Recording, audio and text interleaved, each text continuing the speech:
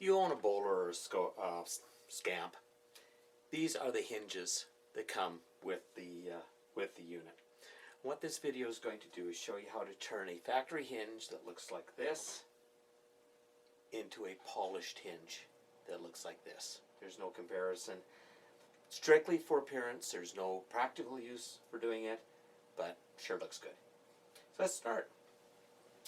The first thing we're going to do is just simply take this hinge apart. So just undoing the bolt that holds the two halves together.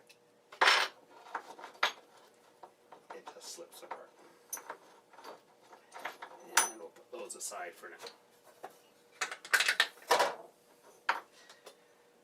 So as you can see, the two parts are very rough cast. There's lots of ridges. If I just polish this, it would look pretty bad. So we need to smooth all of it out first.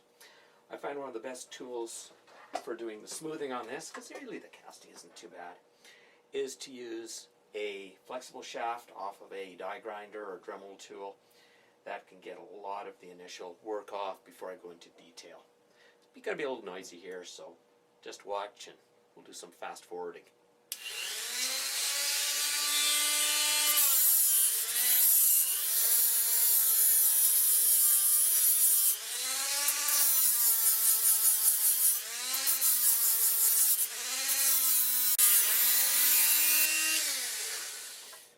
The actual wheel I'm using on this is a sanding flapper wheel. So this particular one here is 80 grit. Probably end up going down in grit and then get finer as the end. You can already see it's starting to take on a little bit of a shine, but there's still quite a few imperfections in it. So we'll just continue sanding and grinding away for now.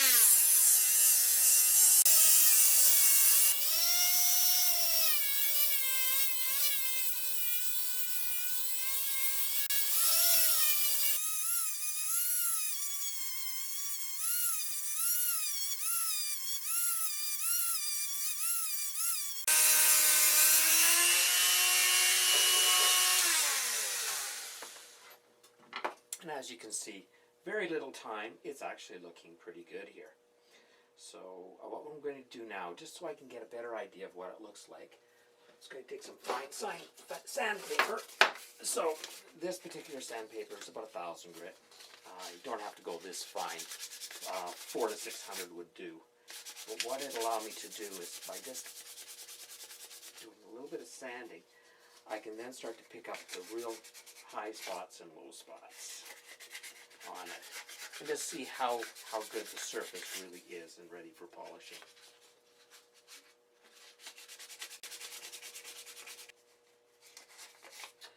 Okay, got a little bit of work to do in that area, because what will happen is all the high spots will start to get a little bit more of a sheen on it. The lower spots, yeah, it's trying to look good.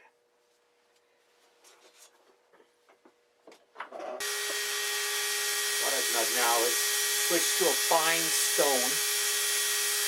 So this way will actually force the surface to become a little bit flatter.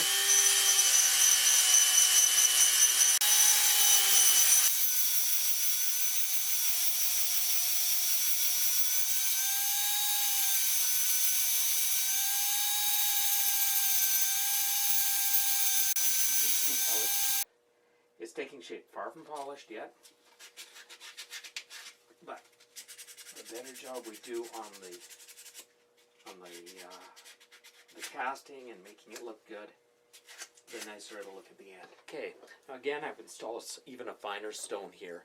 Now you don't need power tools. You can do all this with hand files and sandpaper if you like. Of course it just takes a lot longer to do. So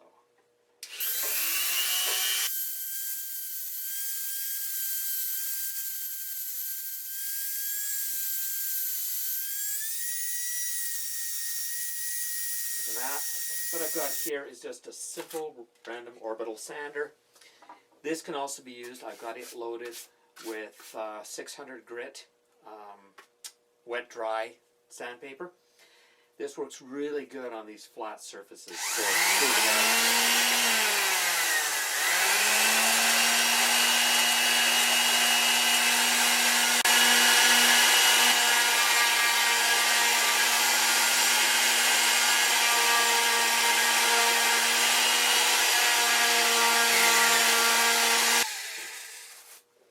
Again, every step on this, you can see it's getting better and better looking.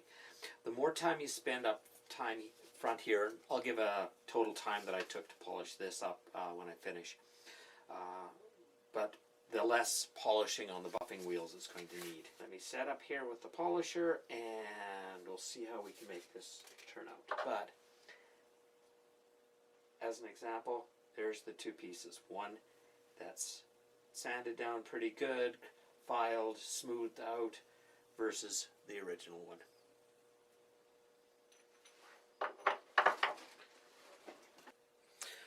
So what we have here is my buffing setup. Basically it's a 3/4 horse, 8-inch bench grinder, guards removed.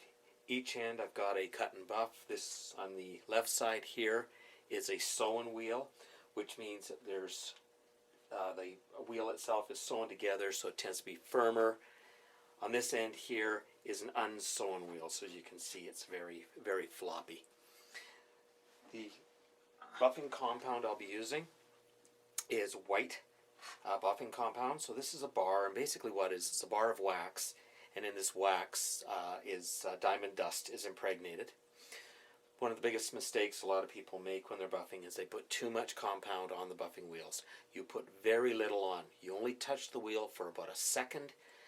You start buffing, you'll be able to tell when the compound is used up, and use little, use often is the rule of thumb. So let's start. You can see the piece that I'm going to be buffing up. This is the one I just sanded up.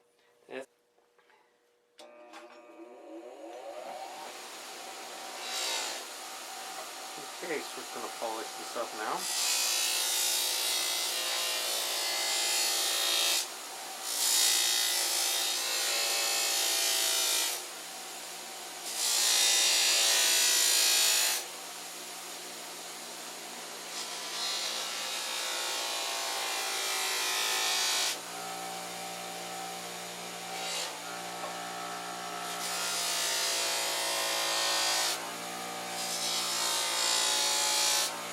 A lot of pressure on working with the buffing wheel. Always make sure you're working on the trailing edge of the piece that you're buffing. Don't buff the leading edge or else it will flip it right out of your hand. See, I just put a little tiny bit of buffing compound on. Amazing. This is good.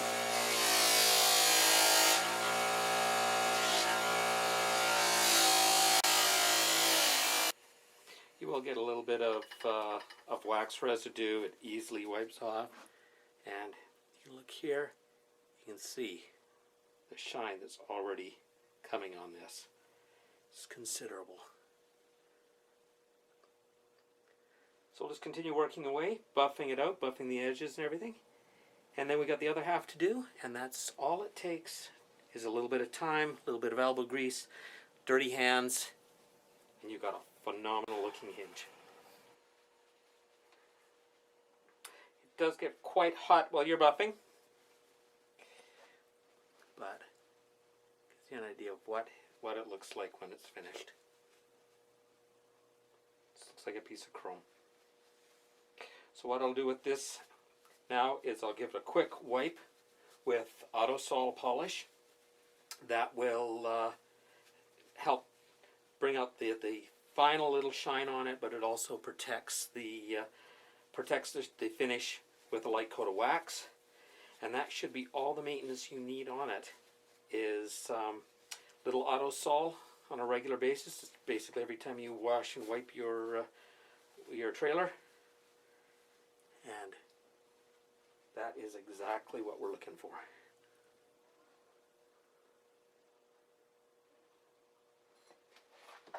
And again, comparison.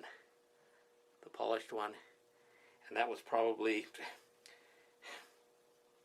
20, maximum 30 minutes work. So for an hour or two's worth of work, you got two phenomenal looking hinges. Thanks for watching.